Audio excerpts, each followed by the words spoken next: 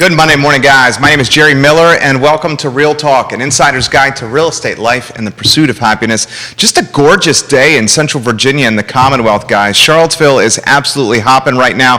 This is the Monday Market Monitor, where we assess the weekend and the week that was, and we have three absolutely talented agents in the house today. Alex Tiscornia, we have Jason Kirby, we have Keith Smith on the Monday Market Monitor, which is presented by...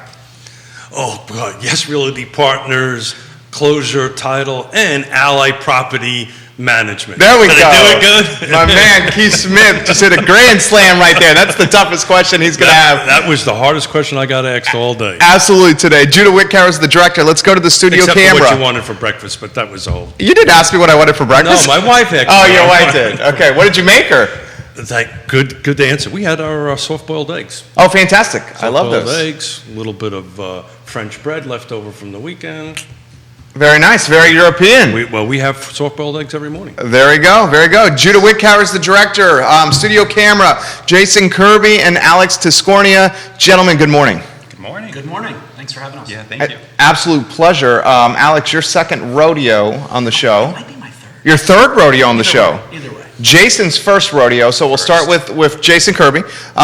Introduce yourself to everybody that's watching. Jason Kirby. I'm a realtor on the Beckham real estate team at Keller Williams Alliance here in Charlottesville. Go ahead. What are your passions, hobbies, and interests, Jason? Most of my time, honestly, is spent working, and I do enjoy my job very much. Outside of that, it's my kids, and when I can squeeze in some time for reading, going for a walk, that's about it. Very unadventurous, not that exciting. I like it.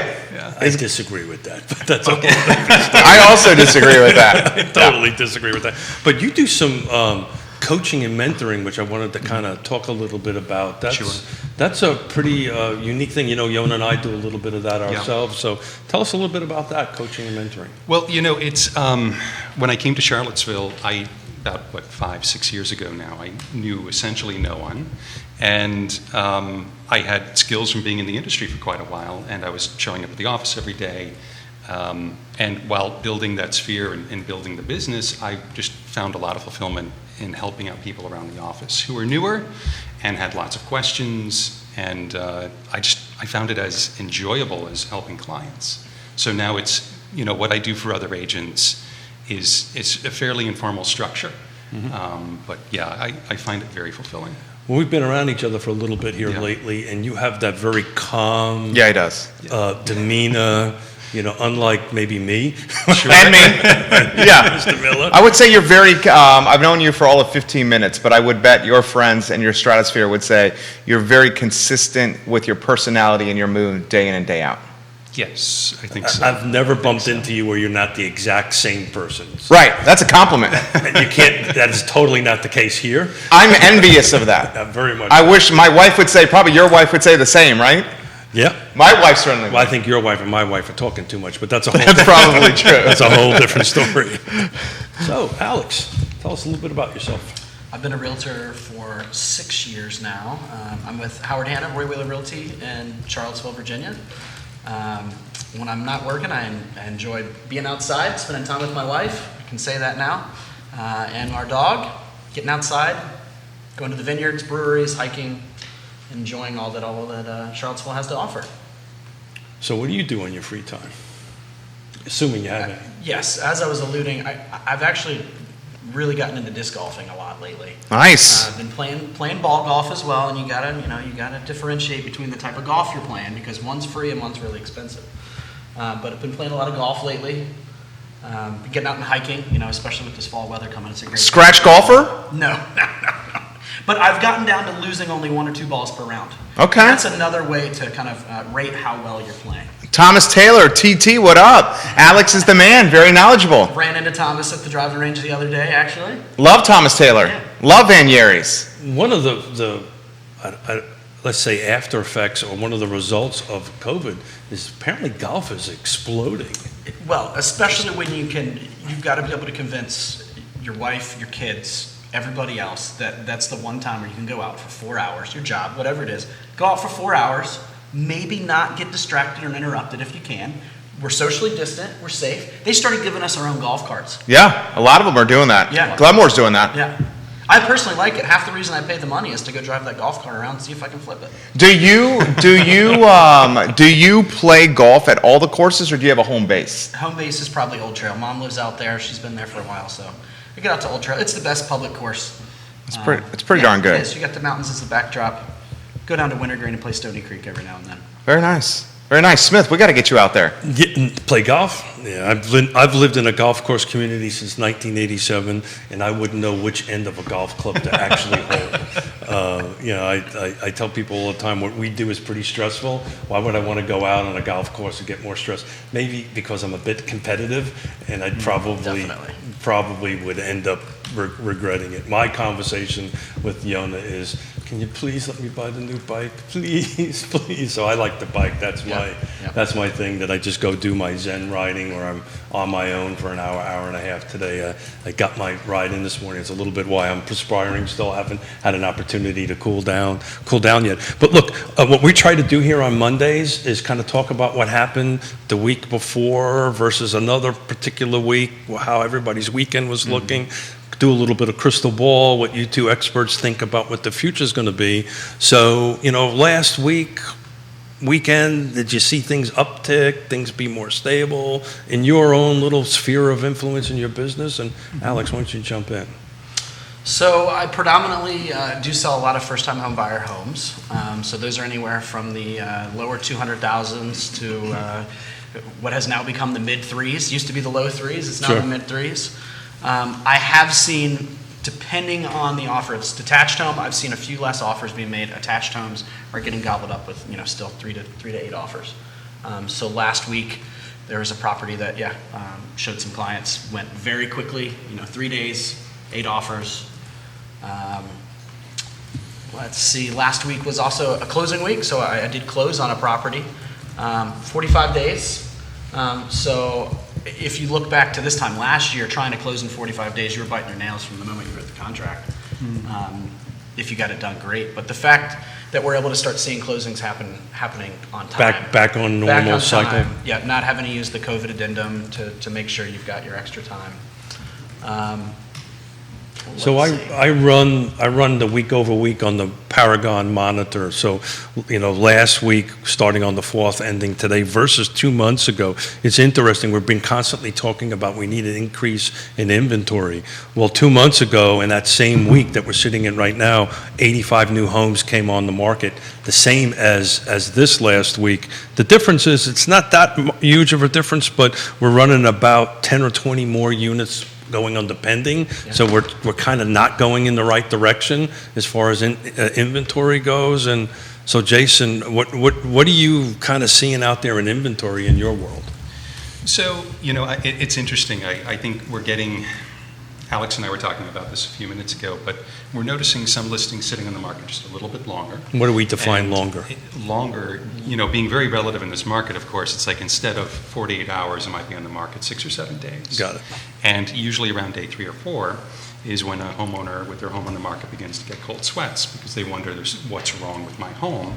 That's nuts, right? It is. So we have to, from the initial point when I'll meet with a client, we talk about the broader market in general over the past several years, because normal is very relative. I had a boss one day that said, there is no normal, right? And that's true. It's just that the first 6 months of this year were so traumatic for so many home buyers that we're still feeling a lot of the aftershocks of that. What I do like that I'm seeing now is that home buyers in the market are taking a little more time, maybe sleeping on before they decide to pull the trigger, and are actually asking, hey, what do you think this home is worth?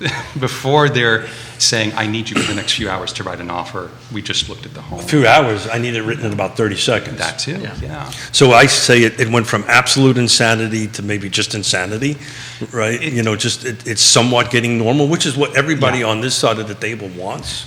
Yes, very much so. I look forward to it getting even more like that. I think we need more inventory in the market. We should have more market time, and we should have a bigger spread between the list price and the sales price. But then again, this past week for me was a few closings and a few more ratifications. Congratulations. Thank you. Jessica Kirby giving you props. Is that Yes. That's your wife? Yeah, and a past client as well. Very nice. Talk Hello, about Jessica. that. You can just let that one drop. But the That's how you guys met? no. Okay. But it's funny when you're when you're in a deal and you're married. I did it myself. You forget We weren't married yet. that your spouse is actually a client. And you have to actively manage that transaction in a very different way than you would with a regular client. But no, but this past week, of course, while being very successful, these were relationships and clients I have been nurturing and working with for a long time. The timing just happens to be, it all comes together like that. So one of the reasons I was really super excited about having you two here today is we have a little bit of separation of time in the business, right? Alex, a little younger in the business. You and I have been in the business for a little bit longer. 22 years for this man. 22 years. I think I was born in it, but that's a whole different story. The reality of it is I like to use the days on market as kind of a guide. Yes. Right? Some realtors like it, some don't, but to me it's a quick snapshot. And we were talking about 48 minutes versus 7 days. So from your two perspectives, what do you think a balanced market needs to be on days on market? Does that make sense? You want to try? I'd like to see 21 to 30. Get a little, I'd like to see 21 to 30. there we go, 21 to 30 for you. You were mentioning almost 45 to 90, right? I think when we look at what a balanced market is, it's 6 months of housing supply. There you go. And I really think that we should be looking at, a couple months, a few months as being a normal market time. And I know that sounds so crazy to most people that are probably listening and watching, but that is really more normal. Well, that's than what kind of we're like everybody experiencing. thinks 3% is normal mortgage rate, right? But it's not. No. It's not. No, it's not. No, that is a good thing we should go back to and talk about on the week, though. So here's the question for you guys. Will we, and I'll throw it to you, Smith, will we see in a market that's so under inventory, will we see 45 to 90 days DOM anytime in the next few years? Oh, a few years is a hard crystal ball to go at. I don't think we're going to see it in 2022. I think that is probably the furthest out that I feel comfortable with doing it. I don't know how these two gentlemen feel about that, but I'm in Jason's ballpark. I've been doing this for 3 decades. Normal is somewhere between 60 to 90 days as far as on market. We've got a long way to go before we get to that level. But look, here's the reality of it. This may be the new normal, right? The new normal may be under 30 days. I think we're establishing a new baseline for sure. Correct. So much has gone on since the Great Recession, and this is our reality now. Yeah. Especially with Charlottesville just increasing to become, a more popular place by the minute to live, and the surrounding area of Waynesboro and the healthcare system that we have here. I mean, the desirability to live here isn't going anywhere anytime soon. So I think, those days on the market are going to stay low, and for who knows how long, like you said. So, brother, you've given some knowledge. You need to get a little bit closer to the mic. UVA's hiring more people getting in the job force here. More people in the job force means they need more places to stay. We've got fantastic facilities like Dairy Market that are opening, that are gentrifying neighborhoods. Just won some awesome awards. I saw that. Yeah. I mean, you guys are the experts here. I just learned from you. I don't see this market getting any more stable anytime soon. We talked about the influence that increased rates could have on the market. Even with increased rates, even if it goes up a point, that's still cheap money, fellas. Your thoughts, Very Jason? much, no, very much. I had a client, we're at a new build up on Route 29, and purchasing with a VA loan, she's not putting any money down, and it's a condo community, and I asked her, I said, how do you feel about things right now? The decision to move forward on great this. question. And she said, Jason, I look at what I'm going to pay per month. I'm not looking at the price of this home, but what I pay per month. And she points right across the street, and she said, she's getting a 3-bedroom condo. She said, my friend is renting a 1-bedroom over there for more than I'm going to pay on my mortgage here. And so it's all relative. The prices are not sky high, because when we look at the cost of money, it is still cheaper to own than it is to rent in this market. So, Alex, I want Absolutely. to jump in on Well this said. one here, Yeah. but we see this all the time, and maybe the general public doesn't see it, while the folks are watching and listening. Most people come to us not so much what the interest rate is. Price is important, but it's really about what I can afford a month. Yes. And as Jason was saying, you can buy right now cheaper than you can rent. Yeah. And I'm a perfect example of choosing to stop renting when you can buy for the same price. Now, You've done that yourself. I did it myself, and I'm now paying less than I did when I rented. So, And you're building equity. yes, absolutely. So I sent you guys a prep question, one prep question for here to kind of do a little bit of studying. And I was asked this question early in the week, and I didn't have an answer to it. I'd love to bat it around.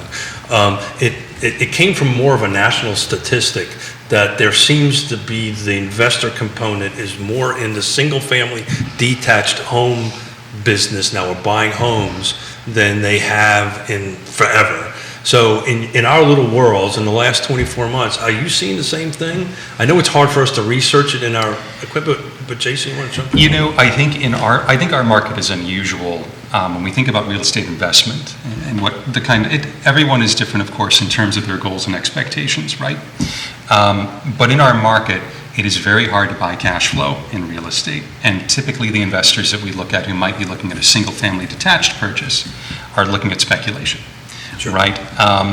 So it's quite tricky. I would say in the past couple of years, without thinking condo attached, detached, probably about 1 in 10 of my clients it's been an investor transaction, and that's on the list side and on the buy side. However, quite a few of those were consultations with seller clients who decided to hold their real estate because they're not getting those returns in any other asset class. And buy something else. Rent it? Whether it was, that or move the money into stocks or bonds, the Treasury return right now is lower than inflation. Sure. Why, I own Treasuries, but still, it doesn't make sense if I you're love looking this for a return. conversation. I love this He's getting all conversation. excited. I know, this is what I do. But it doesn't make sense in terms of what people can get. I had a client buy an investment property last week. It's a new build. It's the model home, and the numbers are great. But those are harder and harder to come by in this market. So I think Charlottesville, when I think personally 1 in 10, I would say, nationally that number is probably higher. I heard someone throw out a number that last year, 1 in 4 homes was a second home. Well, that's the report that I'm citing here, and that's the reason I wanted to have this conversation. So, Alex, you sell all over, but you mentioned that you focus a lot on first-time home buyers. Are you feeling that you're competing against investor buyers, your clients? Not as much as they think. You find a lot of 20% down and a lot of cash buyers that are buying for themselves but not investing. Yeah. Cash gets thrown around in this market, but I personally am seeing if it's cash, they're actually buying it to live there, either as a second home or they're downsizing and they want to live off. I have 3 cash buyers out of 17, and only 1 was an investor. That's 2021? Yeah.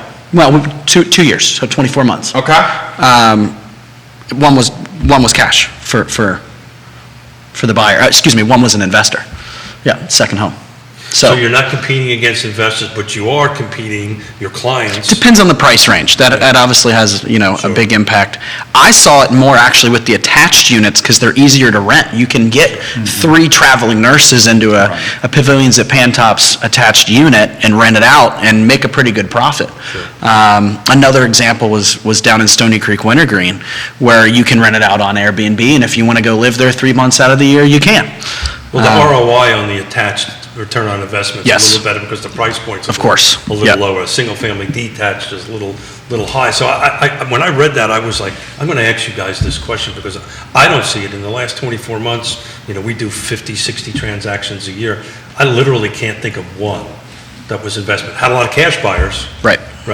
But we didn't have a single investment buyer in the last 24 months. And I think you hit a good point there. The numbers are much better in, say, Nelson, because there was definitely a shift of Airbnb money to Nelson. And we personally benefited from that, just seeing some listings fly off in hours from people out of the area, and the numbers are great for them. Well, the rental out in Lake Monticello versus Charlottesville for a 2-bedroom, you're getting a different product, but the price point's about the same. Yeah. Right? So it's just, but I just thought I'd throw that out to you guys because to me it was just, it caught me a little bit off guard, and I don't see that here. And in our Paragon, we can't figure out who the back end is. You have to really dig into the GIS information, the tax information to do that. Yeah.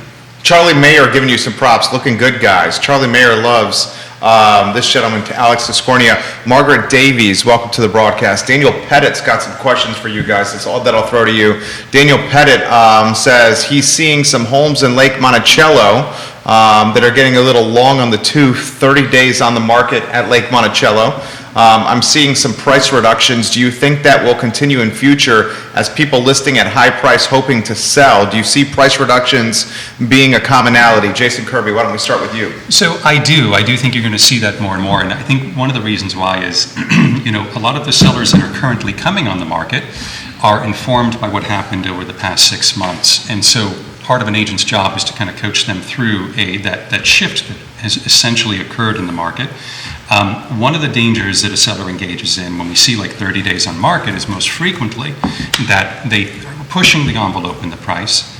But when we see homes selling for, say, 1% below list price, and a seller has decided to push it 10% above the market range, the buyers just don't put in an offer because they've been coached that the home is going to sell for what's being asked for, and they don't sense the value in it, so they pass on.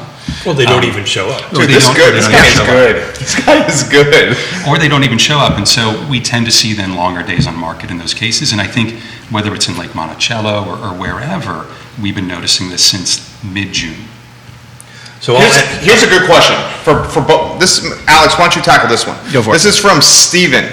Steven is watching in Crozet. Where's the first-time home buyers market or neighborhood in Central Virginia?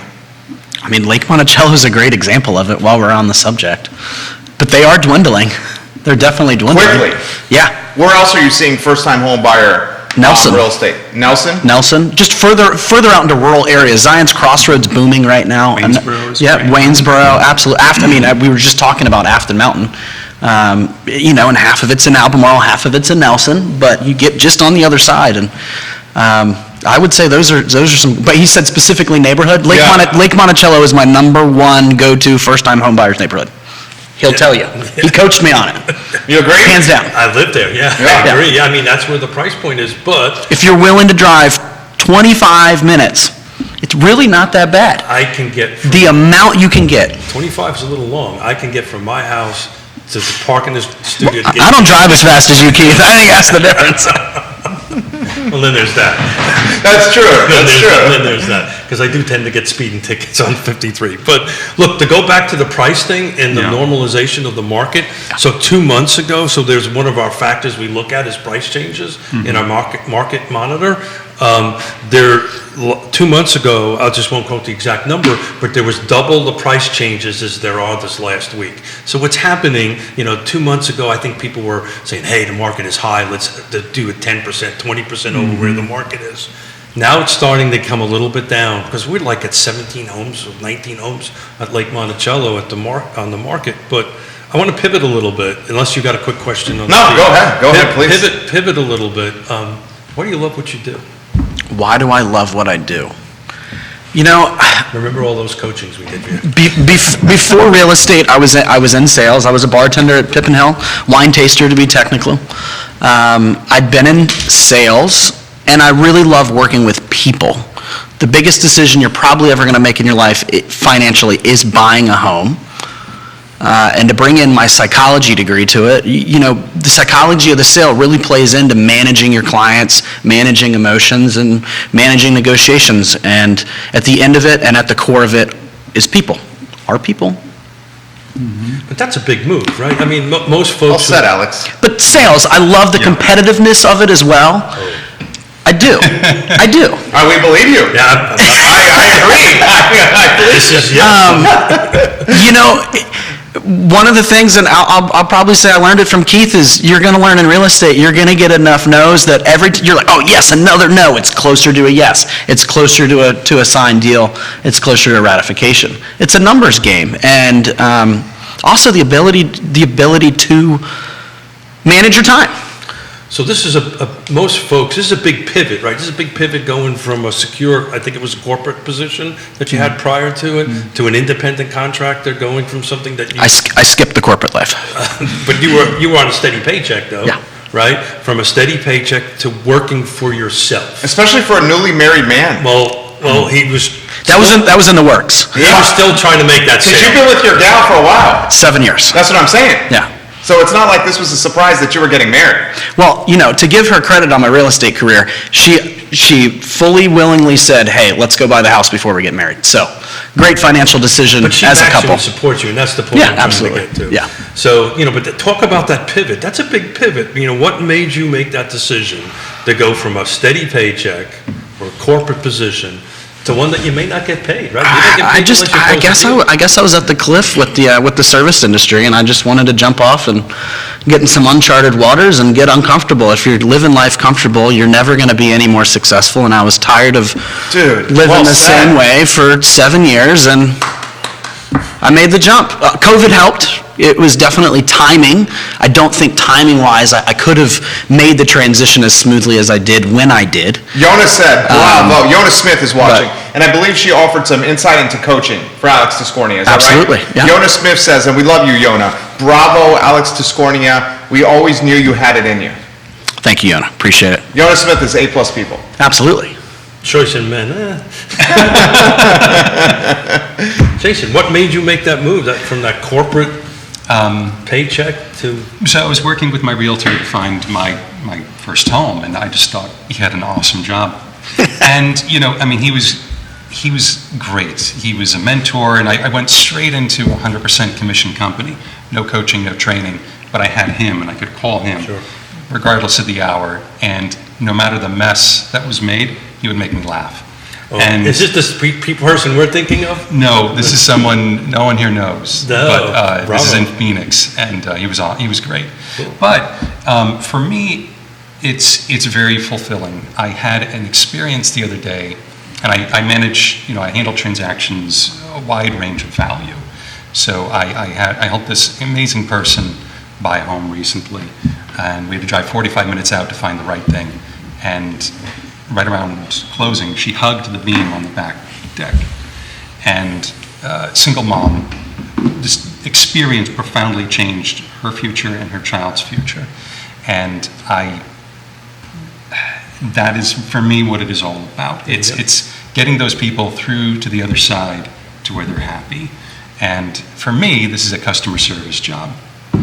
Yes, I help people with being better at sales, but really it's all about service. It's about education too, right? To help educate folks. Very much so. To go, you spend a lot of time educating, re-educating. I do. That's where the no comes. Okay, no, it's just okay. Let's Yeah. educate a little bit more to go ahead and go through that. The better I can prepare my client for that experience, the more smoothly the transaction goes for them and the less stress there is because I've prepared them for that kind of thing. We quote the good doctor Lisa Sturban all the time, but our industry, and including Jerry, is the second in GDP in the state, right? We produce more revenue as an industry next to the government. But, just to kind of play a little bit more off on this, Alex, our basic three things, like food, right?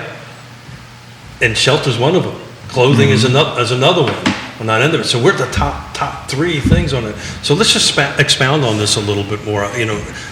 You're not giving yourself enough justice because I know you're really good at this stuff, really good at helping people. So let's talk about how you can talk a buyer and first-time home buyer through this decision process, because a lot of them are giving up, right? Yeah. So what does that conversation look like? Well, for those of you that know me and those of me that don't, I'm a brutally honest guy. I'm not afraid to just cut to the chase and tell people sometimes what they don't want to hear, but what they need to hear. Because without honesty, what do we really have? You're just going to waste each other's time. So I typically start, the first thing I do, of course, is getting people pre-approved. You've got to get pre-approved. You've got to work on your credit. You've got to start budgeting and saving money. So the first thing, of course, is finding a way to finance the home, first and foremost. And it's the biggest hurdle, because people will think it's this big thing, and you can go online right now and get approved. And if you have your taxes and your pay stubs, you can do it in 20 minutes. I've had clients do it day of making an offer, get pre-approved with a local lender, make an offer that day. We suggest Scott Morris. That's a local lender. One of the partners of Real Talk and Money Market Monitor. Money Market Monitor. Yeah. But hello, Quentin Beckham. He's giving everybody props on this table. We love you, Quentin Beckham. We love you. So I'm quoting NARS here. 38% of the sales so far in 2021 have been to millennials. Yeah. That's your age group. Yeah. So Can you characterize the frustration millennials are experiencing now? It's frustrating. I mean, I have clients that have written 3 to 5 offers, and some of them got it on the 3rd, some of them got it on the 5th.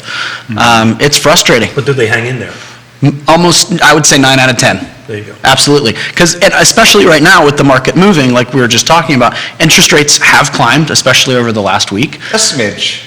Scotch. But that is enough that when people 2 months ago were looking at how low their interest rate or however long ago, it's enough to be like, oh my God, we really you're saying it's motivating. Yeah, it's motivating them. Absolutely, Well, it's that's motivating because of that monthly payment, right? Yes. So that half a point, 3/4 of a point, quarter of a point, full point Yeah. changes that dynamic of that monthly payment, which then affects the ultimate purchase price. So these buyers are not necessarily looking at, well, what the rate is and what the sale price is, oh my God, that's getting close to what I'm paying for rent. I better jump into the market. But Alex, what tools are you using to keep them in the game? Because we hear this all the time. I want to give up, and then it gets back to the education component, right? What kind of education? I mean, coaching? the biggest tool is just the honest relationship that you can have with your clients. Giving them weekly, I mean, daily if you can, but weekly market updates on, hey, these properties sold in your area for this price. Hence the Monday Market Monitor? Yeah, absolutely. So weekly market updates, but back to coaching and how valuable it is, whether you're coaching another realtor or coaching your client. Just staying in communication and coaching your clients is, in my opinion, the best tool is communication and honest communication. And your first-time home buyers are going to need more attention than your second and third-time buyer, and sometimes even your listings. What do you think, Jason? Need more nurturing. I totally agree.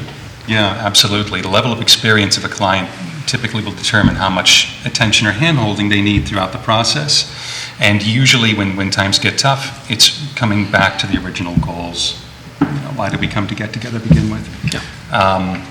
And a lot of that, sometimes you can meet a client in that initial consultation or meeting, wherever you have it, and you get a sense for whether this market is right for them or not. Right? And so you can kind of pivot in that conversation and really test their resiliency to go through with it. And we talked a bit about investors versus someone who's about to have a child and needs a bigger home. The difference between those two in terms of motivation is profound. Sure. The one that needs bigger space for their family is going to have more motivation to go through. And need the help, right? Absolutely. And need the Absolutely.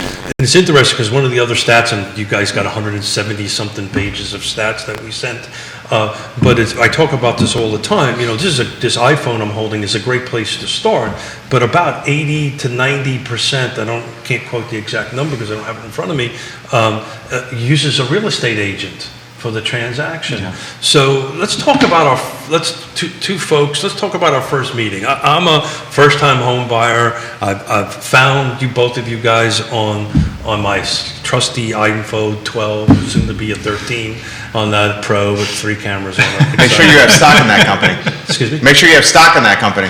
Yes, sir. Thank you. I'll Yeah. call the Irpies. I'll get it taken care of. So Jerry said do this, and it gets done. But talk about the initial conversation. I'll let you jump in first, Jason. So I'm sitting down. What does this first conversation look like? Typically, I want to know why you're interested in buying a home. Why now and why here? Well, here interest rates are going up. Yeah. Right. So, but I don't know what to do. What should I do? Exactly. Part of the process for me is a series of questions where I'm essentially qualifying the interested party to make sure that this process is right for them and also that they're ready for it. Many people are ready to jump in and buy a home, but they haven't learned about what the costs are, and you touched a bit on that, right? We want to make sure they understand what kind of cash outlays they're going to have during the process, what they can expect in terms of competition in the market, so that they just feel prepared when we go and see that home that's perfect for them, and we see a line of people behind us. They aren't scared. They know we have their back. Ultimately, what I want them to know is that our job here is to serve as their fiduciary. And so with that, and it's key in our industry because we're paid if a transaction closes. We are not paid if it doesn't. However, our duty is to make sure we guide them to the best decision possible in every situation. So every Regardless year, how Dude, this guy is legit. I'm giving you the props here. You're legit here. well, and regardless of the situation or the price of the home, every year I talk at least one seller out of putting their home on the market. I talk at least one buyer into terminating a deal. And I know fellow agents may get scared when they hear that. But if there's something wrong with the deal, I'm going to tell them to get out So of it. Alex, jump on that, because I know, I've been Yeah. involved, and I know you've done this before. Tell folks what that looks like and what that means, where, you might have to have a conversation with somebody. This may not be the right time. Yeah, and first time home buyers that you might find something wrong with that house that is a deal breaker. It's always better to pay $300 to $3,000 to have a professional and an inspector look at your house, and if something's wrong that would cost $10,000 to $30,000, walk away. Absolutely. You just took the less expensive way out. Because whether it's well, septic, structural foundation, if you need an all-new roof and all-new windows, it's not worth it. It's not an investment. At that point, you're going to be in a money pit. And if you haven't seen the movie Money Pit with Tom Hanks, It's awesome. Yeah. So Alex, that's exactly right. The answer may be, look, we're getting 85 to 90 new homes on the market. Because sometimes what will happen is the client will get all super excited and want to do something, and sometimes you have to walk this client back a little bit and go, look, as you said, there's $30,000, potentially $30,000 worth of work on that. So continue that conversation. What happens next after you do that? You kind of give them, what would be your next step? Well, like Jason said, at the end of the day, they're going to make the best decision that they're going to make for themselves. And you're going to help them, you're going to lead them to making that decision. I'd say 3 out of 4 times, maybe even more, 9 out of 10, they're going to make the right decision. But every now and then, as you said, you're their fiduciary responsibility. Your responsibility is to, at the end of the day, do what they want to do. If they want to make an offer on the wrong house and buy it, It's true. I'm not going to talk them out of, only to a certain extent will I try and talk my way out of a deal. And that's only to protect face and professionalism, that nobody would be able to come back and say, well, you didn't tell me about this. Well, I learned this from Michael Guthrie. Be professional, be caring. I think Michael's watching. And be trustworthy. Yeah, absolutely. Right. I'd rather be And- trustworthy than ever be accused of selling somebody a house. And the professional level, so, that shows, he told me that once many years ago, and Yeah. I keep that on my phone, and it shows up on my phone every day at 5:30 in the morning. And I tell you, I struggle every day to get at that. People ask me why I do this show. It's because it helps me with those three things. I had a teacher years ago who said to a class, heaven help you if any of you ever actually sell a home in this industry. It's not what you're here for. And I believe that. Man, you're dropping this guy's poignant. Evan Hansen, giving you some props right now. Evan's This is great. why Jason is so great. He genuinely cares for his clients and is so steady in his demeanor. Thank you, Evan. Yeah. Evan's awesome. You got 3, you got a current car president and 2 past car presidents watching the program. Cindy Miller, welcome to the broadcast. A lot of questions coming in here. Michelle Schneid, welcome to the broadcast, and thank you for joining us. Avenue, welcome to the broadcast, and thank you for joining us. So, gentlemen, your crystal balls for Q4 as we go into 2022. The spring market, as I've learned from you, from Quentin, I'm going to do 3 shows, fortunate to do 3 shows alongside this guy a week. So it's like an MBA in real estate every week with these guys. The spring market is no longer the spring market. It's like the Q1 winter market. Mm-hmm. Do we see that next year as well? Do we continue this momentum into next year? What's the crystal ball saying? Alex, why don't you start? Last fall and winter were my best months ever. I think we're going to see that again this fall and this winter. I think we're going to see a lot of people trying to buy before next spring, because with interest rates going up and again supply and demand being what they are, and that's my personal thought, is that this is going to be another great end to the year. Jason? I disagree. So, and I know, Fair enough. So you're totally bearish, wrong. not bullish? What I think with kids back in school now, we're going to revert to the mean, and we're going to return to the traditional cycle of a quiet winter, busy spring. Because we saw that in late summer. We saw a dip in activity, market time expanding on listings. And I think a lot of that has to do with what kids are doing. Can I play devil's advocate with you? For the sake of a talk show. For the sake of a talk show. Absolutely, You're the please. expert. Yeah. Okay. So did we see maybe not a dip, maybe a slight slowdown from, as you say, crazy insanity to just insanity in the Yes. summer? Because people were quarantined and they Summer were was eager to slow. get on vacation. Summer was slow. Is that why? I agree. People wanted to go on vacation. That's it, right there. But I think also now that things are opening up a bit and kids are going back, we're going to go back to that traditional, more predictable cycle. So I do think we'll see quiet winter. Now, before COVID, the spring market was starting earlier and earlier and earlier. But I don't think we're going to break any records. I do think in terms of just like looking forward in real estate into next year, prices will continue to climb, not as intensely as they did over the past 12 months. And maybe a little bit more market time, like we're seeing at Lake Monticello and in other markets as well. So not as intense. It sounds still like more positive, normal. Still positive, but I don't think it's going to be what we saw earlier this year or during COVID. So Alex, jump in here. Tell you because I want to tackle that because I know you do. I feel can very tell. differently about that. I can tell. And Yona, what are your thoughts? Daniel Pettit, what are your thoughts? Paul, what are your thoughts? Agents, what are your thoughts? Honestly, just this last week, with the rates going up, I had more buyers chomping at the bit and quite a few good leads that are trying to get in the fourth quarter. And one of the reasons why is because there is less competition. The kids are back in school. There are less people out shopping. They want to wait till spring of next year. That's my personal thought. am doing a lot of transactions. I just think I'm special. That's what Keith thinks every morning he wakes up. Is that right, Keith? I say, Yona, would you do me a favor? Say I'm special. We got a dog now, so we just got a puppy. I saw that. Yeah, we just got Fluvan SPCA? Fluvan SPCA. That's one of the benefits of your wife joining the board. You get a dog. And actually, it's working out really great. Yona's actually working from home today while I'm doing this to dog sit, just to kind of get the dog.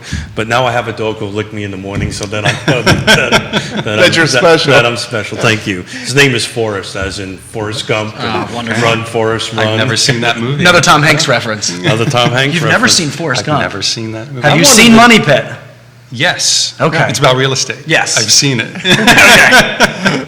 Well, you're so special. You don't need to watch I don't any of need this to watch stuff. And those of you that know me and are watching know that Forrest Gump is my favorite movie. So I wanted to name the dog Elvis, like you're nothing but a hound dog kind of Elvis, but got shot done. We know who's calling Is the it a hound shots. dog? It's a hound dog. I don't know, Yona. I kind of agree with Keith. There you go. Thank you. But Can you counter his? No, he can't. I know he wants to.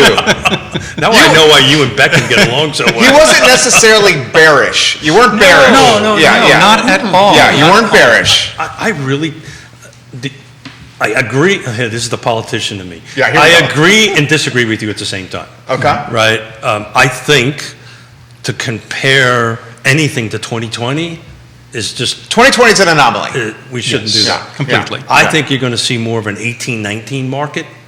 And I looked at the numbers, 18-19, we really didn't, when we say winter, I'm talking like November, Thanksgiving to Christmas. Yeah, okay, it slowed down a little bit, but ramped up to it and ramped after it. Back in those years, if you go back and look at the numbers, Yeah. it's kind of like, we said this, I think it was on last Tuesday's show. It's kind of like Christmas, right?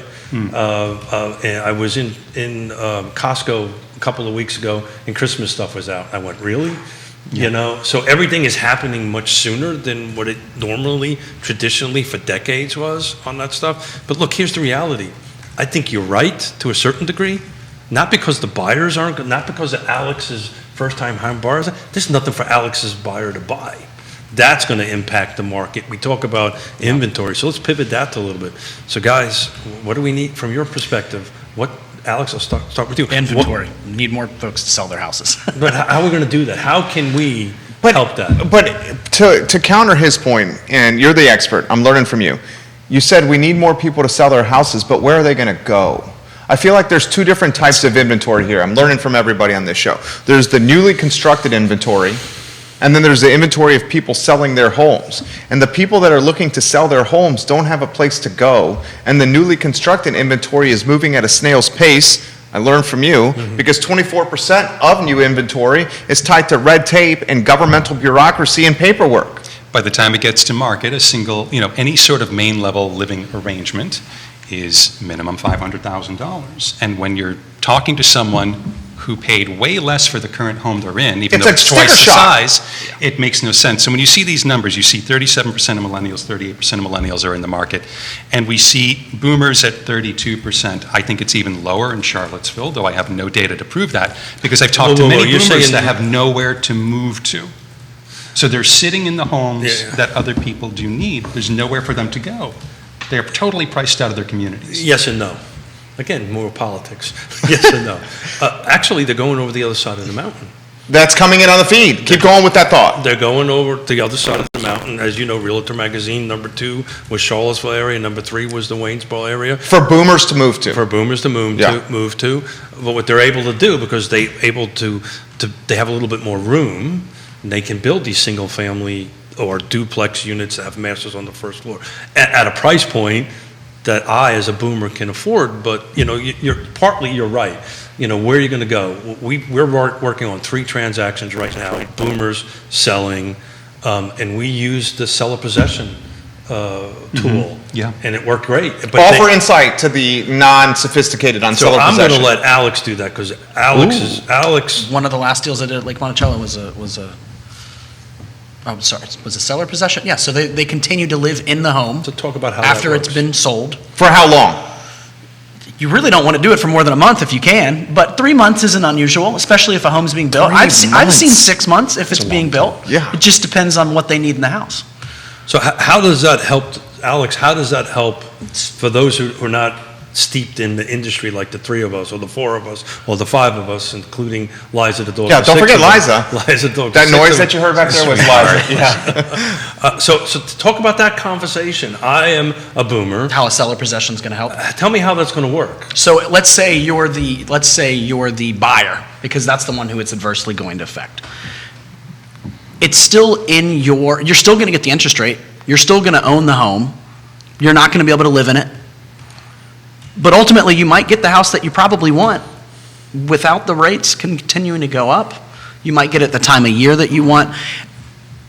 It's gonna probably help the seller a little bit more. Let's be honest here. The seller. Yeah, but I'm the seller, and I don't want to put my house on the market, Alex, because I don't know where I want to go. I may go to one of Jason's new construction units in Spring Creek or something like that, and right now they're not going to be ready until first quarter next year. I want to sell it now. Right. Thinking, what do I Well, do? and you're going to need the funds in order to pay the builder That's for that. right. So that again is going to be So I can buy a new bike. Buy a new house. it's going to be in your favor that you have your funds freed up. You're renting at probably not overly an inflated rate the house that you previously owned, and you're going to get the house once it's delivered. So what I'm hearing you is what I can do is I can sell it to Jason, who's representing the buyer, to his client, and then we're going to negotiate on the front end a monthly rate for 3 months or 6 months to give me an opportunity. And Jason's buyer, right, who's desperately trying to find a house, is cool with it. We're doing quite a few. You of them. might lose a few buyers if you're the seller and you need to do seller possession. You're going to lose a few buyers. There are people that immediately want to move in 30 to 60 days. Sure, and we've seen some in the MLS now that say, well, we saw this a few months ago, contract contingent on seller finding a home. Bravo. So there's not even seller possession. However, I think the main point here is the fact that we've spent this long talking about how someone could possibly sell their home and not be homeless is the problem with Shows our it's a market. problem. That's exactly right. And even the people who are qualified, meaning they are going to go rent, I had some clients, they're going to go jump on their boat for the next few years. These are sellers that can take advantage of this market. Did you need somebody to carry something? They're all set. But, there are so many sellers out there that would love to move that simply can't, because this is hard to wrap your mind around. There's so much uncertainty in it. Also, for the people who are qualified and ready to go, these homes they take longer to get to market. Every single thing they want to fix, it takes twice as long to get the materials. How about moving? Finding a mover right now. Getting a new dishwasher in a home before it can go on market. These things have become incredibly challenging.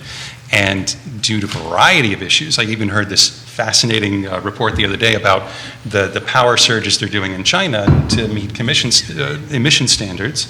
They're just cutting down power in factories left and right randomly. We talked about this on Tuesday. It's through March or April of next year. This is all going to impact someone's ability to be able to move. Yeah, their production times went from 1 to weeks, 1 week to many Yeah. weeks. Plus, it's got to get shipped across the ocean and so forth. and so whole on. nother We thing. got a client, and you guys, we talked about this before the show, a remodeling client in the area that has over 100 active remodeling projects and is booking projects out to March of next year. Yeah. And you want to start a business in this area, start a handyman business. How hard is it to find a handyman to get projects and deals to the table? And if you do, Yeah, you call Interstate Interstate Service Company, There you because they have folks that'll show up on time because they're coming over to my house to take care of a couple of issues on that. Interstate Service Company, a home's best friend. So we got comments coming in for you guys. Quentin Beckham's got some comments coming in. First, he says, we're very fortunate to have some very good agents at Keller Williams. That's for darn sure. And then Quentin Beckham adds this, I think we will continue to have the waves of transactions, but the tidal wave that was the pandemic is really pretty much over. Prices are not going to plummet and rates may tip up a touch, but the water is receding. Evan Hansen, buyer attitudes will shift from rates and pandemic shift psychology, but isn't inventory still the largest problem we have? 100%. Beckham, I think you are right, but also think as the pandemic psyche fades, people will feel more mobile and the factors that create listings will become more prominent again. And Hansen, responding to Beckham, be careful with seller possessions longer than 60 days. This would technically move you into an investment product. That's right. Most conventional products stipulate moving in within 60 days. Evan That's Hansen. true. Yeah. Great asset, great question to that. Some of the ones that we're working with are cash, right? So folks that sold their home up in Northern Virginia, New York, or whatever, and they're coming down to retire. They're bringing lots of equity into the market. Lots of equity into the market. So speaking of equity, inventory is exactly that. Right now I've just learned something today from you two gentlemen. There's another stress on inventory is, this lack of supply of material to get the house ready for the market. So we've got that. We've just got people staying in their homes 10 years versus 5 years, which is putting pressure on it. And then, as Jerry has aptly said, to bring new product on the market is just a tremendous amount of red tape. I do a little consulting about this. You're looking 4 to 6 years to bring a project on board, and That's just bananas. It's insane. It's insane. Yeah. It's just pressure. What in God's holy name are we going to do to relieve that pressure? I'm honestly don't know the answer, and I'm looking for a little coaching from Jason. I think that what has to give is just more people are going to rent than want to rent, and people are going to pay more for housing than they ever have in the past. Ray Whether it's Cadell says renting or not ownership. everyone's destined to be a homeowner in this market. I think Totally so. true. It's not right for everybody. Absolutely. If you're not willing to pay to have the most expensive house on the street, regardless of it being maybe the nicest, then it's not the right market for you. And I think too, when we look at renting, so in America, the American dream is all wrapped up in home ownership, and it's been a wonderful thing that has really boosted our industry, that concept. But essentially, when people rent, they are purchasing flexibility. And there are many people who are not sure where they're going to be over the next few years. And it might be best for them not to be in this market right now. Yes, they're going to see their rental rates climb, I believe, year over year. Absolutely. But they're purchasing that flexibility. And there's nothing inherently wrong in something like that. Well, particularly people my age and up, right? Yona and I are literally having this conversation. Once our daughter and second daughter gets settled in where they're going to live, maybe instead of owning something in that other area so we can go visit them, we might rent because he's a doctor, he's going to move, right? It's I don't want to have a long-term investment in there. On the other hand, it's pretty hard since we're in this business not to look at that. But you're 100% right. It's not for, but the pool of buyers, even if you filter off people who should not be, who are not want to do, It's still out of whack. it's still way out of whack, right? And, Yes. And Jerry asks me this question all the time. Interest rates go up. Alex and Keith build this great subdivision and bring 1,000 units on the market tomorrow. The demand is just so great that's going to have little impact. Do you disagree with that? or- I absolutely agree that as an industry, we're all going to work to find the answer to creating more inventory. Oh, great answer. Just like we did with COVID. Yeah. I just don't see that new inventory, I don't know newly where it's gonna come constructed. from. That's what I'm saying. Yeah. No, Where it's not going to keep. Not in Charlottesville or Albemarle County. I mean, 5% of Albemarle County learned this from Susan Steinler. 5% of Albemarle County is allocated to residential and commercial development, and not all the land is developable. No, it means long drives for most people. Yeah. Much longer drives than we've been used to, right? And because you mentioned Lake Monticello, Waynesboro, but we've seen people go even further out, right? Stanton, Absolutely. Buckingham. Yeah. Orange, yeah. And Gordonsville's fantastic. Our friend Chris Henry Yep. doing big time projects in Gordonsville. That's going to be a great spot. So, Jerry asks me this question all the time, and I can't get into too many details because it happened over the weekend, but where do you guys think the next big crozet is going to be? I'll start with you, Alex. The next big growth area. It's Zion's or Scottsville, and Scottsville, less of one because it's going to take so much time to make it happen. Well, and but Zion's, it's Scottsville- already happening. We love Scottsville. I love Scottsville. I love the Scottsville district. I'll leave it at that. But Scottsville's got. Geez, I wonder why. Scottsville's got some things. Not necessarily working against it, maybe challenges. Yeah, challenges. With the roads. With the road. Route I mean, 20 Route 20 is Eminent frightening domain sometimes. An eminent domain on historic estates and mansions is not going to go in the county's favor. It's not going to happen. It's not going to happen. Yeah. Well said. Talk about that. Why did you say that? Because the road expansion. Because I drive 20 south just about every day. It's a one-way in, one-way out. Unless you come from Fluvanna, what is that, 6? Or 53? 53. Or 53. Yeah. But still, you've essentially got 3 two-lane roads going in and out. Of Lake Monticello. No, we're talking about Scottsville. Got it. Yeah, and they're not straight. Well, and this is the same problem that they already have in Crozet. Right. So, Well said, brother. talking about lessons learned, Scottsville, I think, Crozet had the land, they had the room for the development. Scottsville has the same things. I just think it's going to be much slower. The infrastructure. And they're going to have a lot more hurdles to get over. And other than that, Zion's Crossroads is already showing signs of, now their water is an issue, but they're already showing signs of the corridor between Charlottesville and Zion's and Richmond is getting closer and closer by the month. I go to Zion's Lowe's. I live in the Scottsville district, and I go to the Zion's Lowe's. It's just as quick as or long as it is for me to get to the one up 25 minutes. Brittany Gray. Jason is one of my favorite realtors to work with. He is fantastic. That's Thank you, Brittany Gray Brittany. watching. So this is a question that's come in from Leslie. She says, Scottsville is absolutely fantastic. There's new neighborhoods being planned by Blenheim, but until we get the roads in place, the area cannot sustain more people. It's true. The struggle with those roads is the right-of-ways. Their right-of-ways go back to, way back to the 1700s. There's just not enough room to turn them into anything more than what they are. And with Lake Monticello, you have 3 or 4 different ways to get into Charlottesville if one of them happened to be Right. broken down. How about Gordonsville? Anybody want to chime in on Gordonsville? I love Gordonsville. I think in terms of near, like when we think about Crozet, I do think more of Zion Crossroads. Yeah. It's just, there's more space there to expand. They've got some great amenities in place. They have the highway right there.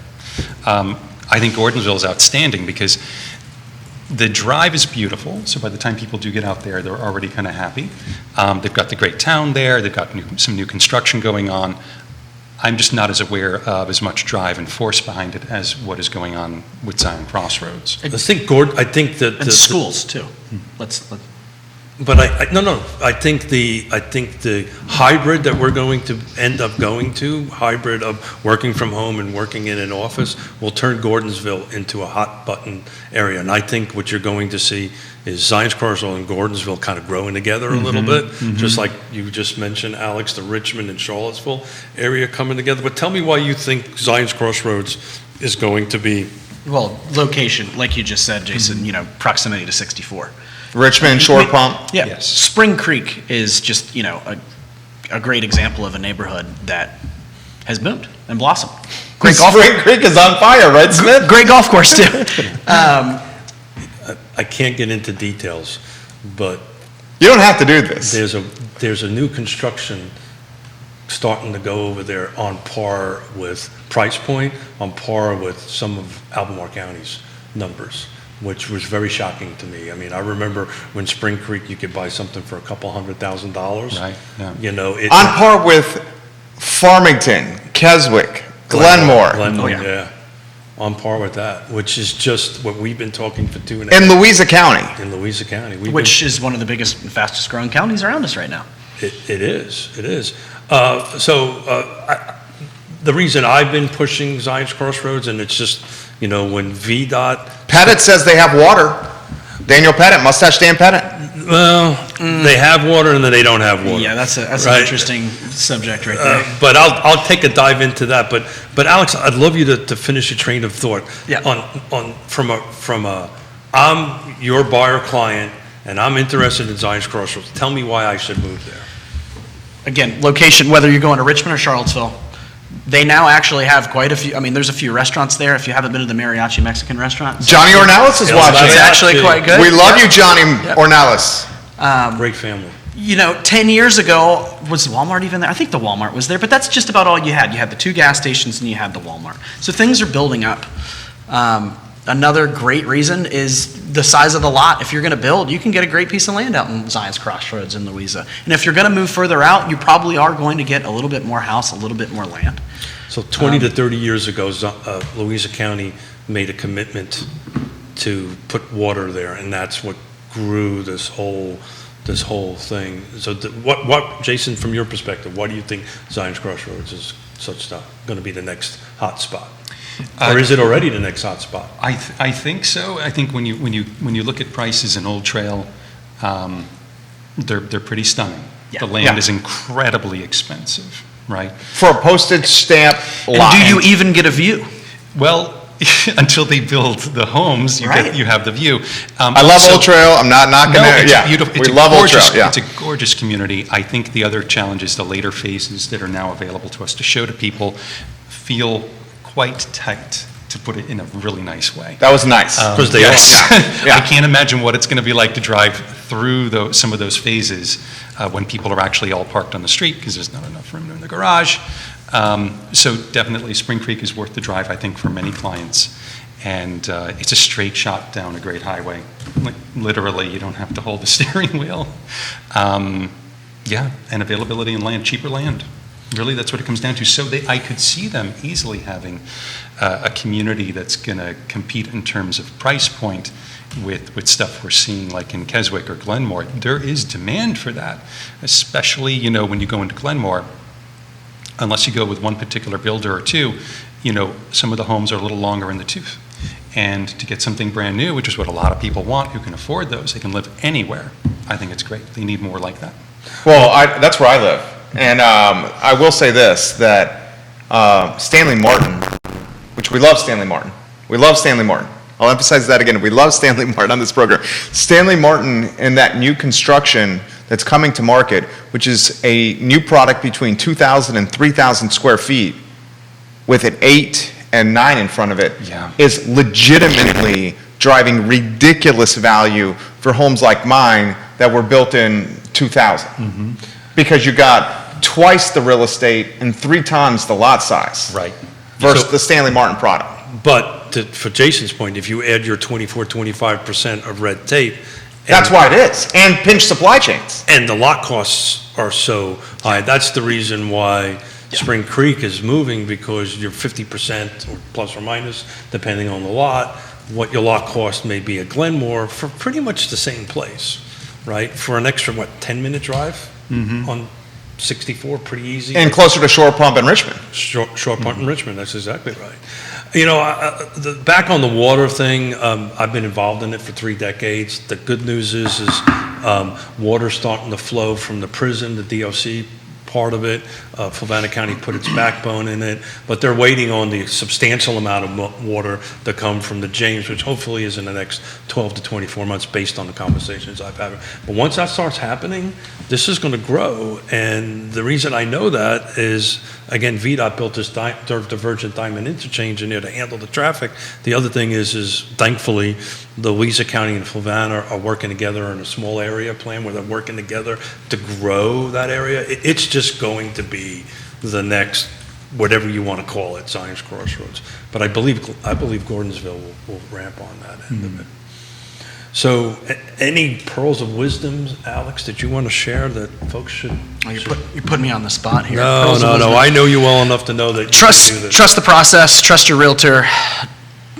If you're a home buyer, keep knocking. If you're a home seller, you don't have to do every single thing perfect to put your house on the market right now. I don't think. Ooh, that's a great. That is very good.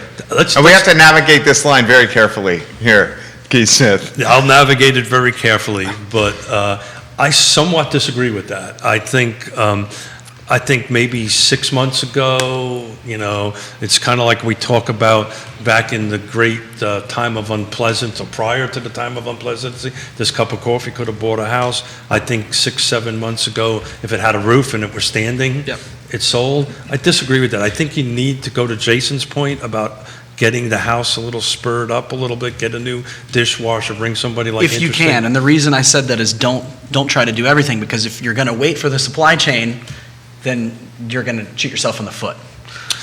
But things like carpet and painting. That's exactly right.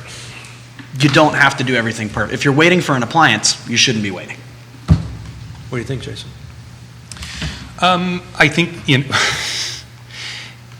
obviously we want homes to look good when they go on the market. Oh, absolutely. Absolutely, right? And if they cannot, we want to make sure they're priced accordingly, they're priced fairly, so that, someone can come in, bring their vision, and take advantage of it because they know they can handle that or take Realistic care of that issue. expectations. Absolutely, Yeah. absolutely.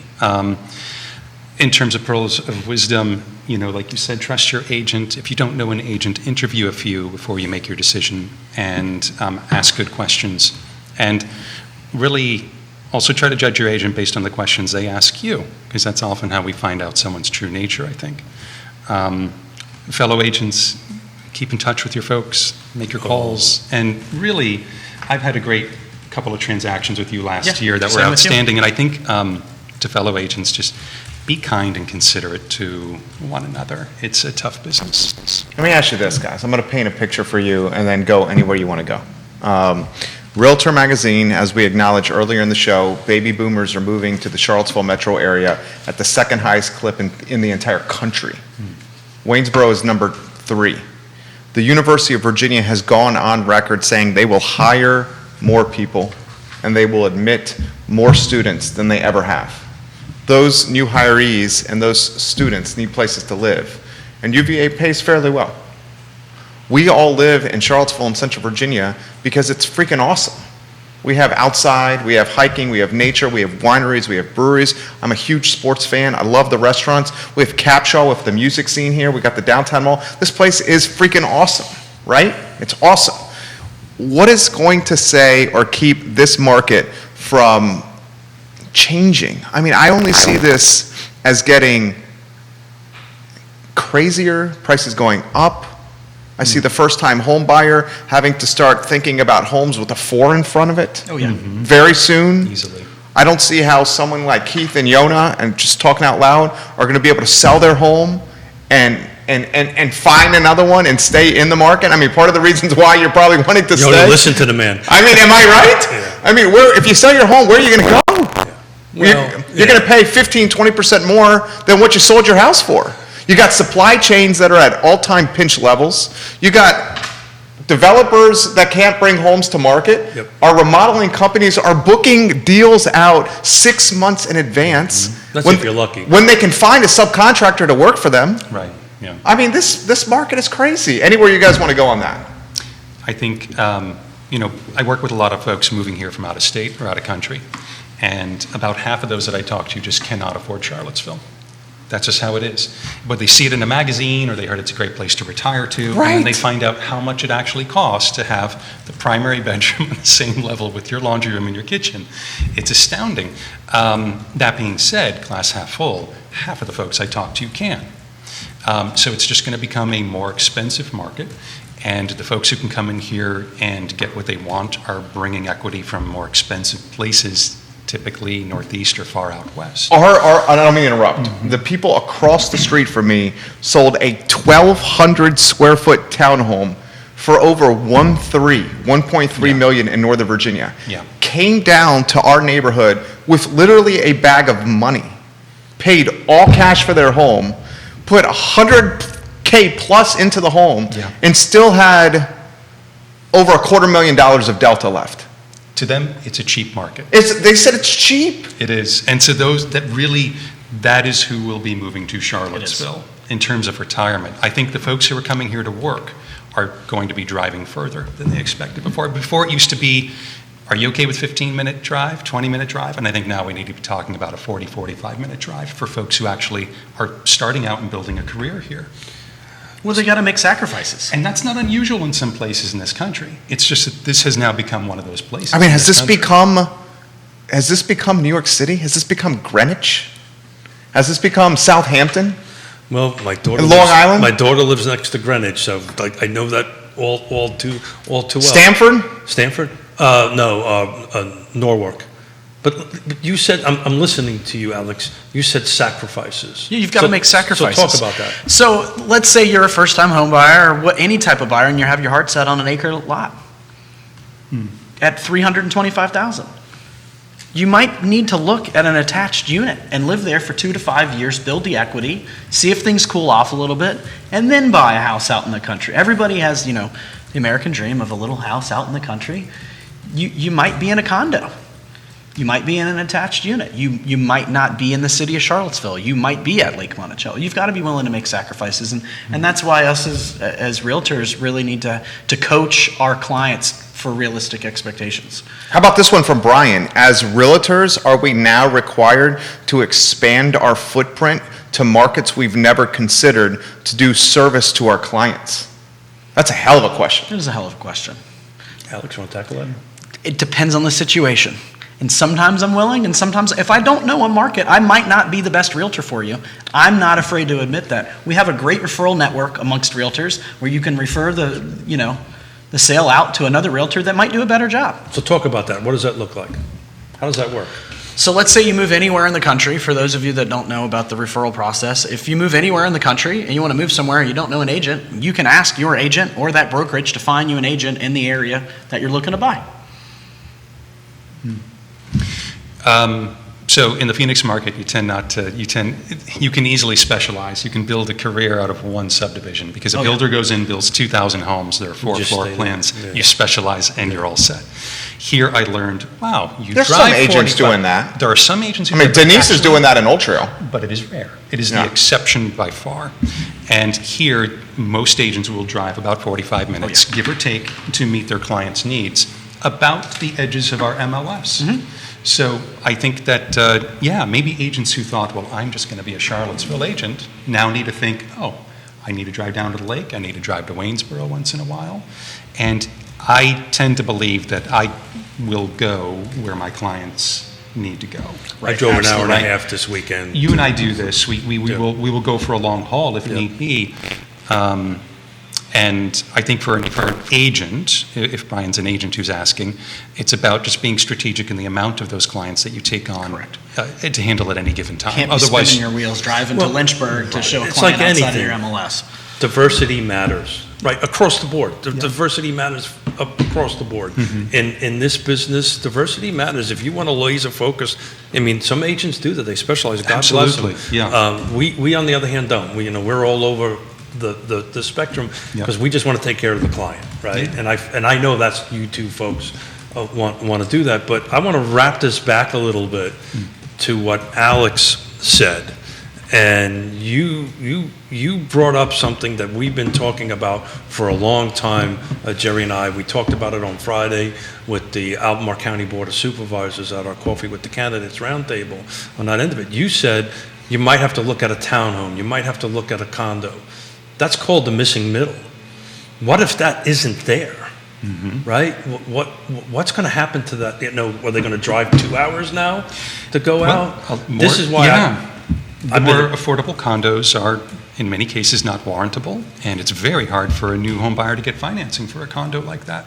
So that's, again, a kind of a ripple effect of the Great Recession. I got an example for that. Throw it back to you. Have an investment property in the villas at Southern Ridge. Bart Fry, the developer from Virginia Beach, owns over 50% of the condos in the villas at Southern Ridge, which is making it extremely difficult for financed buyers to get into this development. And this is, frankly speaking, the entry price point in the Southern Albemarle 5th Street Extended Corridor. And unless you're an all-cash buyer or a deep-pocketed buyer, Find a mortgageable. yeah, it's Lender. very difficult to get into this spot now. Yeah. It's interesting because I think, and smarter people than I will know the answer to this, I think the guidelines are there to try to protect, lenders and first-time buyers and whatnot. However, it's perpetuating this cycle of where the community will just become dominated by the investor space, which is basically turning a large part of our market into, forcing them into becoming renters. Yeah. When they could become buyers building equity. Thank you. So I just looked at the clock for the first I'm having so time. much fun. Aren't you having fun? It flew. I love our Mondays. Yeah. I love our round The tables. agents love the Monday show. So what are the questions we have in there? Let's see if we can get Alex. So Michael Guthrie giving Alex Tiscornia some props. There you go. Alex Tiscornia knows his stuff, not just with real estate, but also things to do around Charlottesville. That's from Michael Guthrie, former CAR president. Christopher Eagle, we call you the best dressed agent in CAR, Christopher Eagle. We frequent Rhett's Bar and Grill very often. Zion's Crossroads is hot and will continue to be hot. El Mariachi, if you guys have not been to El Mariachi, is Do it. phenomenal. Big burrito. It's phenomenal. So you have 5 firms that I've counted so far, and I think I've missed some watching this program so far. This is a question that's come in again. This one's from Spencer, and Spencer says, Crozet's at capacity, Gordonsville potentially close to capacity, Zion's Crossroads is at capacity. Get ready for Buckingham to be the next community. Can you get your guest take on Buckingham County? I see it Don't on the point other at me. side of the river. I really do. I mean, if Scottsville can't handle it, they're going to go to the other side of the river. But don't you have the same traffic problem? You though? are going to have the same traffic, but the prices in Buckingham. Oh, yeah, sure. Probably the most affordable in Central Virginia. Are we going to push all the way to Dillon? Is that what's going to happen? Because there's nothing else in between Scottsville and Dillon, last I Well, checked. and that's why I'm promoting this missing middle, even though Yeah. we had the condo conversation, but, townhomes, duplexes, when we were bookending, large, single-family detached homes, and we love them, and we love to help folks buy those homes, but if there's nothing in the middle, this missing middle is not a physical thing, in my mind. It's a fiscal Yes, thing. absolutely. Right? But what do you think about Buckingham? I think if someone's looking for just a smidge of privacy and Scotch? Scotch, I would go for a Smidge, a scotch. scotch. A scotch of privacy, and they don't mind the drive. It's an excellent opportunity because, like you said, the value is there. So it's becoming, whereas we might have gone to Southern Albemarle before, into Fluvanna for something like that, now we're into Buckingham. People won't believe, though, back to Scottsville, the amount of land that's on the other side of Carter Mountain. UVA owns so much land in between 53 and 20. It's insane. And, I mean, talk about a missing link. Well, this just came in from Lauren. What's UVA's role in the affordability issue that's been created in Charlottesville and Central Virginia? They seem to be the primary driving force. Please ask your guest this.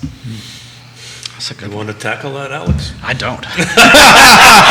Jason Kirby, you want to tackle that? That one's starting to get my brain working. So we have to stop it right now. Anybody who wants to use Alex now realize he's super intelligent.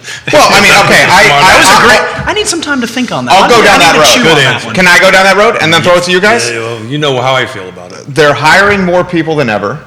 They're admitting more students than ever before. One of the main reasons people are coming to Charlottesville is UVA. I went to UVA and stayed here because I fell in love with Charlottesville because of the best 4 years of my life while a student at UVA. I think UVA needs to rise to the occasion and start realizing that this invisible hand that's driving the market, that's extremely tangible to all of us at this table, this invisible hand is being led by the university. It's UVA's hand that's driving this market.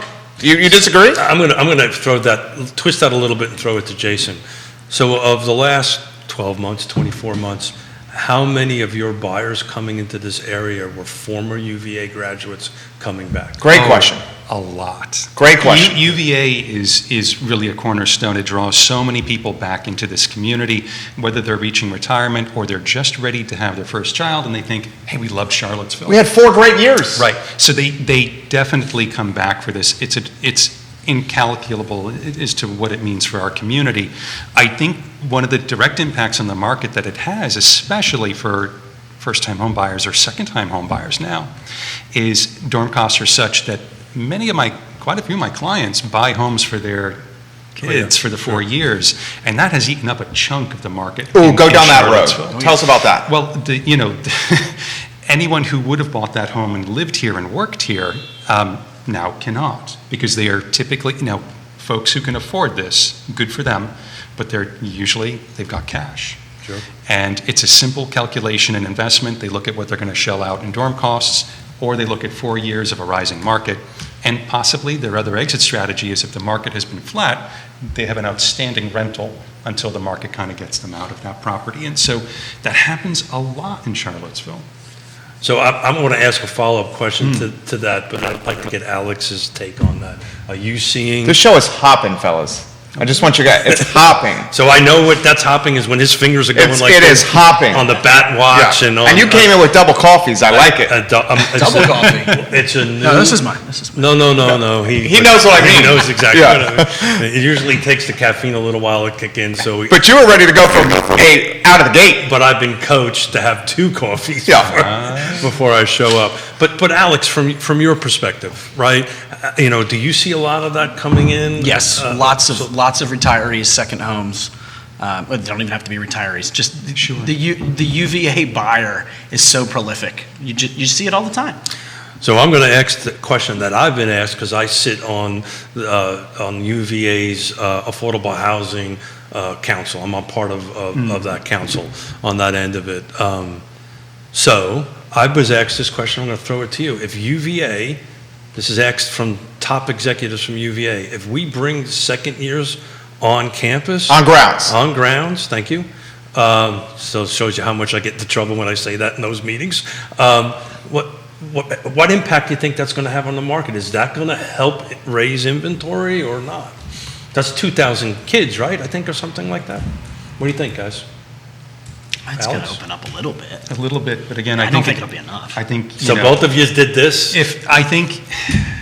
I think if they haven't already, if the kids that'll go in are ones that are already in a purchased real estate product for them for 4 years, and those kids are probably in a condo community that already is dominated by investors. So Eagles Landing. Eagles Landing, JPA. all I don't JPA. see it impacting the people who need homes and need to get a home loan. No, I don't think, Alex. I think for investors it's great. I agree. I agree completely. So you think as investors, why is that? Because there'll be some loosening of inventory and they can acquire some more product. It's not healthy for an owner-occupant market. Yeah. But it's some So extra. I think- it's extra chum in the water for investors. So, go ahead, Alex. I was just going to talk about the condos on JPA. I mean, they're such a hot commodity. Yeah. And it's a 960 square foot, 1 bed, 2 bed.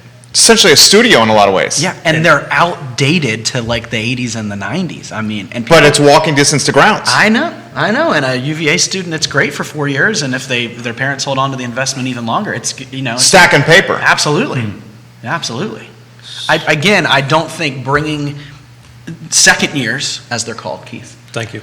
onto grounds I was just is looking going to to graduate free high school, guys, is going to free up enough. I mean, that corridor is just so dense; it's not going to fill it up. You're right. Cash investors are just going to come in, and I think so. yeah, Well, I think what's going to happen, and because the this is- affordability of those units on that corridor. so the thought was that it would help affordable housing, and I agree with you two gentlemen. My instant response was, no, it's not. Fixed lending. I mean, not fixed lending. It's not broken. It's a lot of people that can get loans, but in many cases, the product that we need to sell them. 20 years ago, you could buy a condo as your first home, and you could do FHA, you could do 3% down, whatever it was. A lot of people did that. So it's going to be a reverse of what we're seeing, people going to Buckingham County, right? What you're going to see is, okay, the second years come on, so maybe the third and the fourth years and the folks that are in master's and doctor programs are just going to move closer to the they're just going to fill up with folks that circumference is just going to shrink a little bit. Yeah. That's all and it may release a little bit of inventory way out of that circumference. And second home buyers, I think, too, will swoop in and grab that condo they wanted near UVA for games. I don't agree with that. I just sold a condo over there that was on the market for 1,500 days. It was really hard, very close to downtown. for people my age, that's To the corner? like right real close to the stadium. People my age won't want that because where am I going to go, right? I don't want to go to the corner with a bunch of kids, right? Where I'm going to go is the downtown mall. Well, I'd rather go get if I'm going to spend that kind of money on a condo, I'll go get something by the downtown mall. Yeah. With that, I'll spend that kind of Yeah, money. but you're going to spend 5x more. I might be able to afford it. Here's a good question from Mustache Dan Pettit. Not me, I mind you. Sure, your hypothetical Yeah, client. for the sake of a talk show, we get it. Mustache Dan Pettit, and why don't we close on this? We're at, guys, you guys have Oh my crushed it today. Crushed it. Mustache Dan Pettit, do you track your real estate overhead? What percentage has it gone up to meet customer client needs, having to drive further to find homes for people? Great question. Want me to go? Yeah, go for it. I'm pondering on it. I'm chilling out. I think when it comes to us measuring overhead, definitely.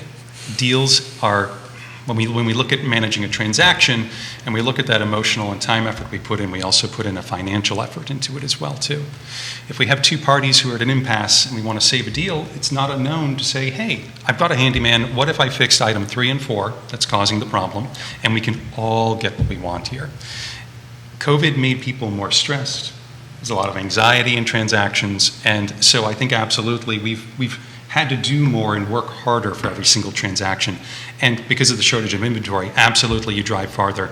Gas is so much more expensive than it was before. It's just going up. Yeah, just going to bring up gas. Maintaining cars is a challenge, and being an agent, fortunately my car's got quite a ways to go, but I cannot imagine going out and trying to buy a car right now. Dude, seriously.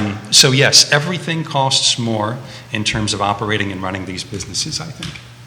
Not only the housing, but Yeah, doing absolutely agree. And if you're writing multiple offers, you think about how many properties you've shown and how many times you're driving out. And then once you get under contract, how many times you're driving out, if it's that much further away. I find real estate agents, folks who work for themselves, tend to undervalue their time. No doubt. Definitely. Right. Definitely. You just mentioned, Alex, you write multiple offers. Those are hours per offer that sometimes we undervalue. We don't say, okay, our time is worth X amount of dollars. So I would encourage anybody. I don't want to do that. I don't want to break that down, that stat. No, because it'll get disappointing. It'll get very disappointing. At the end, that henceforth why we don't do this. But it's much more than gas. It's much more than cell phone bills and so forth and so on. Definitely. It's your time, right? Your time is, if you factor in your time, you're 100% right, Alex. You might not want to go to do another deal, but it's all about helping people, though. It's not all about the money. But great question from Dan the man, the mustache man. There you go. Today was a great show, man. Thank you. It was effortless. Thank you again for having us. Appreciate it. This man right there put it together. Yeah. Well, Thank it's thank you for coming. Absolutely. Thank you for doing this. I feel like I've been coached, so thank you very much, Jason. Anytime, Keith. This was a great way for us two to meet. I know, finally. Done a couple of deals together. Oh, this is the first time you physically Actually, met? never Well, with met. COVID and everything, Yeah. Wow, Yeah. cool. So- There you go. Look at this. Real talk, making friends. Yeah. And all that kind of great stuff. So anything you want to close up, Alex? Anything you want to say? I think the last thing I'll go off is one of the things that Jason said, which goes full circle, is, you really got to trust, listen, and communicate well with the other agent on the other side once you are under contract. Absolutely. It just means so much when you have somebody working towards the same common goal. And sometimes you got to budge on which communication style you take. Some people like text, some people like email, some people like the phone, whatever way they like to do business. Be a team player. You'll get the job done, and it's a lot more smoother. Amen. Yeah, we oftentimes, I think, we put ourselves into the transaction and we start saying we when I'm talking to you, but I'm not my client. Right. Right, and so I think once we begin to do that and we associate with the client at that point, we aren't able to find middle ground and work together. Right. So I think, and we're also forgetting that we're here doing a service Absolutely. to our client. And as soon as we start identifying and feeling like we're in a battle, we're no longer helping our clients, right? Yep. Yeah. We've been using this term for 2.5 years, 200 and some odd shows. We're at now trusted advisor, right? These two gentlemen are excellent at it. Trusted advisors. Getting to the point of contract is a hard thing, But that's only when the work really just starts. Absolutely, right? definitely. And the real work is getting it to closing and handing the keys to a friend, or because you become very friendly with folks and say thank you and move on. So guys, great show. I can't believe it's almost 12 o'clock and this gentleman has a show to do in Let's call it 42 minutes. 42 minutes. Yeah, 42 minutes. So this is Real Talk, guys, presented by Yes Realty Partners, presented by... Closure Title and Ally Property Management. That's right, and interstate service companies. Alex Tiscornia and Jason Kirby were on fire today. We are back at 12:30 with the I Love CVille show with 3 nonprofits. We'll have a nonprofit roundtable today, and we'll talk about the challenges of being a nonprofit during COVID and in a market like this where we have a proliferation of nonprofits in Charlottesville and Central Virginia. Tomorrow on Real Talk, you have Just you and me, man. Batman and Robin. We're doing Batman and Robin. I'm excited for that. So are we going to be this far away from each other? We're 9 feet and change. There you go. 9 Love feet it. and change. Thank you kindly for joining us. Look at the businesses and brands at the bottom of the screen. Support the businesses and brands on the bottom of the screen. They are the icons in the business. Thank you kindly for joining us. We will now see you in 40 minutes on the I Love CVille show. Take care. Bye-bye. Dude, you guys are great. Seriously, Thank you. I've pounded Sorry, I around kept all not around. talking into the mic.